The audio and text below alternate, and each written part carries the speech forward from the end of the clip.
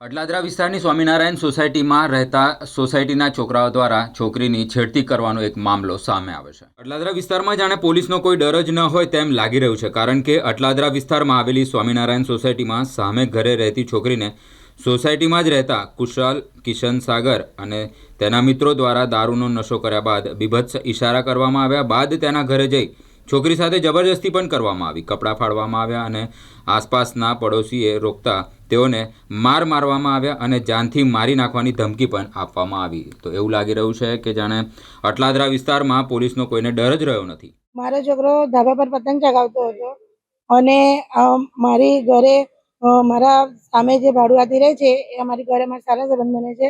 તો એ છોકરી પણ આવી હતી પતંગ ચગાવવા, ભાઈ બહેનના સંબંધથી પતંગ ચગાવતા હતા.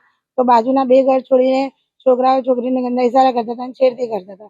હું નીચે હતી, મારો છોકરાને મારામારી કરવાની ધમકી આપતા હતા. છોકરો નીચે મને કહેવા આવ્યો કે મમ્મી આ લોકો તું ઉપર ચાલ, તારું કામ છે. મેં એવું કીધું કે ઉપર શું કરવા આવું? તો કે છે તું ઉપર ચાલ, એવું કીધું મને.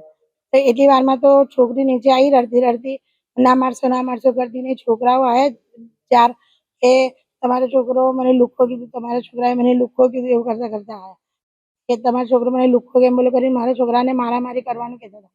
મેં ધક્કા મારીને બહાર કાઢી મૂક્યા છે. પાછળની રૂમમાં આવી ગયા અને મારવાનું કહેતા હતા કે તારું તો કાલે કરું છું, તને તો કાલે મારું છું, તને તો કાલે મારી નાખું છું. એવું જ બોલતો હતો કે તારું તો પિક્ચર પૂરું કરી દઈશ. મેં ધક્કા મારીને બહાર કાઢી મૂક્યા. રહીને ઉભરો મારીને અંદર આવ્યા. પછી એ લોકો અંદર આવ્યા ને તો પેલા જે સાગર નામનો છોકરો હતો ને એ છોકરીને બોલવા લાગે કે તું તો ખરાબ છે, તારા તો ધંધા ખબર છે, તું તો લુખ્ખી છે. એ શબ્દ છોકરીને વાપરે. છોકરીએ લાફો માર્યો તો એ છોકરીને એક લાફો મારવાના જગ્યાએ બીજા એમના નેમીના સોસાયટીના 15 છોકરાઓ મારા ઘરમાં ઘૂસીને આગળની રૂમમાં ધક્કમધુક્કી કરીને એને મારીને એના કપડાં બી ફાડી કાઢ્યા.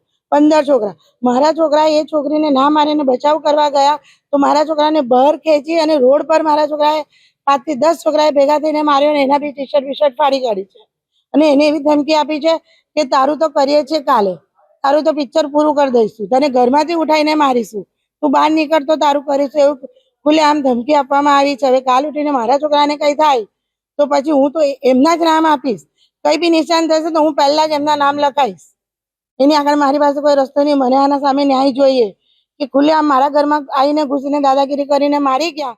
મેં એવું કીધું કે પોલીસને બોલાવું છું, પોલીસને ફોન કરું છું. તો મને એવું કહે છે કે પોલીસ અમારે શું કા લેવાનું છે, તમારાથી થાય તેને બોલાવો. મેં કીધું મીડિયા આવે છે આવડે તો કે મીડિયા વાળાનું તો શું કરી લેવાના છે, અમે કોઈ મીડિયાથી ને કોઈ પોલીસથી બીતા નથી, તમારે જેને બોલાવે એને બોલાવો. પર હતી, હું પતંગ ચગાવતી હતી. છોકરાઓ બે મને જોયા કરતા હતા. મારા ભાઈને એ જોયા કરતા સહન ના થયું તો ભાઈ કહેવા ગયો કે મારી બેનને કેમ ખોટી નજર નાખો છો? તો સોહમ કહેવા ગયો એટલામાં પેલો છોકરો કહ્યો તારી બેનને આ કરી નાખીશ, બલાત્કાર નાખીશ, ગમે તે કરી નાખીશ, એ પાછળ જાય છે, કામ કરવા જાય છે, ગમે તે કહેવા માંડ્યા છે. એની ફેટ પકડી લીધી. પછી ગાળામાં ગાળી કરવા ઈટ લઈને મારવા આવ્યો હતો સોહમને. તો મેં કીધું એ નાનો છે, તમે પીધેલા છો, એ પીધેલો નથી, બરાબર છે, તમે એને કઈ કરશો ના. તો મને રડવું આવી ગયું, તું મારા ભાઈ વિશે તમે કેમ મારો છો? તમે નીચે ગયા એટલામાં ભાભી હતા, બધા ઘરે બધા હતા.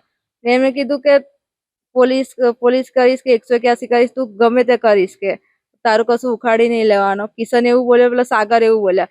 પછી બધા કિશને ફોન કરીને કીધું કે આ બધા વધારે પડતું બોલે છે, એવું કીધું. બધાને ફોન કરીને બોલાયા દેવીનાથના સોસાયટીમાંથી. સાગર ને છે, જે તૃષાર છે, બીજા છોકરા છે 2-3. એ છોકરા બધા એક જ છોકરાને મેં લાફો માર્યો. એ છોકરાએ મને અપશબ્દ બોલ્યો કે આવું તેવું બધું અપશબ્દ બોલ્યા. મને મારા હસબન્ડ બી નહીં મને બોલતા એવું એ છોકરો બોલી ગયો. એક છોકરાને માર્યું એટલા બદલે 15 છોકરા આવીને મને મારી, બરાબર મારા કપડા ફાડી નાખે, ગંદી જગ્યાએ હાથ નાખ્યો, આવું બધું કર્યું મને. હું એવું ખોટું સહન ના કરી શકું. મને ન્યાય જોયો, બરાબર છે ને. હું કાલે ઉઠીને હું એકલી ઘરે છું, મારા ઘરવાળા બહાર જાય છે, ટ્રાવેલ્સમાં જાય છે, તો હું શું કરી શકું? મને ન્યાય જોવે.